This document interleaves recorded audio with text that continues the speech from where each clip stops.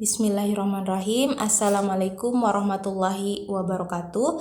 Perkenalkan, nama saya Nur Zakia Safitri dengan NIM 22122082. Di sini saya dari kelas 4B Fakultas Agama Islam akan memaparkan beberapa materi dari mata kuliah Hadis Tarbawi. Adapun materi pertama yaitu membahas terkait dengan materi pendidikan. Di sini saya memilih materi yang membahas hadis tentang materi ibadah.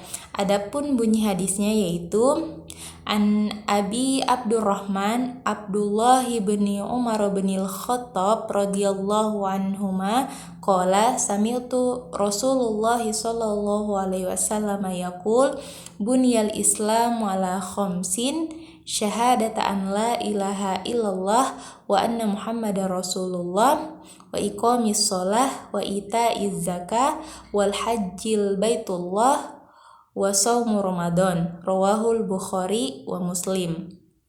Dari Abu Abdurrahman Abdullah bin Umar bin Al-Khattab radhiyallahu anhuma berkata, aku mendengar Rasulullah Shallallahu Alaihi Wasallam bersabda, Islam dibangun atas 5 perkara, yaitu bersaksi bahwa tidak ada yang berhak disembah kecuali Allah Subhanahu wa Ta'ala dan Muhammad adalah utusan Allah, menunaikan sholat, menunaikan zakat, menunaikan haji ke Baitullah, dan melaksanakan puasa Ramadan. Hadis riwayat Bukhari dan Muslim. Nah, dalam hadis ini kita bisa menyimpulkan bahwa terdapat materi tentang ibadah, di mana ada beberapa kewajiban yang harus dilakukan atau dilaksanakan oleh para umat muslim. Yang pertama yaitu bersaksi bahwa tidak ada yang berhak disembah kecuali Allah Subhanahu wa Ta'ala. Nah, di kalimat ini ada bentuk ketauhidan atau mengesahkan Allah dan bersaksi bahwa Muhammad adalah utusan Allah. Kemudian menunaikan sholat atau mendirikan sholat. Kemudian menunaikan zakat atau membayar zakat. Kemudian menunaikan haji ke Baitullah bagi orang yang mampu. Dan yang terakhir yaitu berpuasa pada bulan Ramadan. Nah, ini adalah kewajiban para umat muslim yang harus dilaksanakan. Nah, di sini dalam hadis ini memuat tentang materi tentang ibadah. Nah, yang kedua yaitu materi tentang evaluasi pendidikan. Nah, ada hadis yang menggambarkan tentang evaluasi pendidikan ini. Adapun bunyi hadisnya yaitu An Abi Hurairah radhiyallahu anhu qala Rasulullah sallallahu alaihi wasallam yaqul Innallaha la yanzuru ila ajsamikum wala ila suwarikum walakin yanzuru ila qulubikum wa a'malikum. Rawahu Muslim. Dari Abu Hurairah radhiyallahu anhu berkata bahwa Rasulullah sallallahu alaihi wasallam bersabda, sesungguhnya Allah tidak melihat atau menilai dari tubuh dan gambar kalian, tetapi Allah melihat atau menilai dari hati dan amal kalian. Hadis riwayat Muslim. Nah, di sini kita dapat menyimpulkan adanya penilaian atau evaluasi yang dilakukan oleh Allah Subhanahu wa Ta'ala kepada hambanya.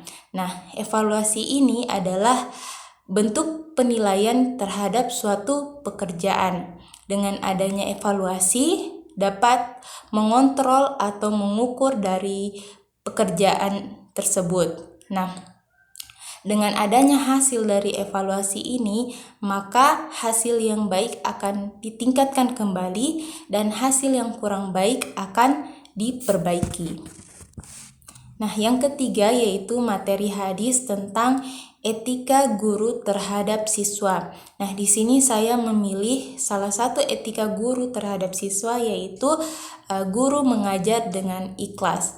Nah, adapun bunyi hadis yang berkaitan dengan adanya niat ikhlas ini, yaitu bunyi hadisnya, an Umar bin Khattab radhiyallahu anhu qala sami'tu Rasulullah sallallahu alaihi wasallam yaqul innamal a'malu binniyat wa innamal likulli imri'in ma nawa faman kanat hijratuhu ilallahi wa rasulih fahijratuhu ilallahi wa rasulih wa man kanat hijratuhu lidunya yusibuha aw imra'atin yankihuha fahijratuhu ila ma hajara ilaihi, rawahul Bukhari wa Muslim. Dari Umar bin Khattab radhiyallahu anhu, ia berkata, aku mendengar Rasulullah sallallahu alaihi wasallam bersabda, setiap amal perbuatan harus disertai dengan niat, dan balasan dari amal perbuatan tergantung apa yang ia niatkan. Barang siapa yang hijrahnya karena Allah dan Rasul, maka hijrahnya itu karena Allah dan Rasul. Dan barang siapa hijrahnya karena dunia atau karena wanita yang ingin dinikahinya, maka ia akan mendapatkan apa yang dia niatkan. Hadis riwayat Bukhari dan Muslim. Nah, hadis ini mengajarkan kepada kita bahwa segala amal perbuatan itu tergantung dari niat, dan balasan dari amal perbuatan kita itu sesuai dengan apa yang kita niatkan itu. Jadi apabila kita menjadi seorang pendidik, hendaknya kita berniat ikhlas saat memberikan ilmu agar kita mendapatkan pahala atau ridho dari Allah Subhanahu wa Ta'ala. Nah, itu adalah salah satu etika guru terhadap siswa. Selanjutnya yaitu materi keempat tentang etika seorang siswa terhadap guru. Ada sebuah hadis yang berbunyi, laisa minna man lam yuwakkir kabirona wa lam yarham soghirona. Tidaklah termaksud dari golongan kami yang tidak menghormati orang yang lebih tua dari kami, orang yang lebih tua, dan tidak menyayangi orang yang lebih muda. Hadis riwayat Ahmad dan At-Tirmizi. Nah, dari hadis ini kita dapat mempelajari atau mengambil hikmah atau mengambil pelajaran bahwa kita harus menghormati orang yang lebih tua dari kita dan menyayangi orang yang lebih muda dari kita. Nah, salah satu etika dari siswa terhadap guru yaitu menghormati dan menghargai gurunya. Jadi itulah pelajaran yang bisa kita petik dari hadis yang baru saya sampaikan tadi. Nah, selanjutnya yaitu hadis terkait tentang pendidikan diri sendiri. Nah, di sini ada hadis yaitu Husain bin Ali meriwayatkan bahwa Rasulullah Shallallahu alaihi wasallam bersabda, "Thalabul ilmi faridatun ala kulli muslim." Menuntut ilmu wajib bagi setiap muslim. Hadis riwayat Bukhari.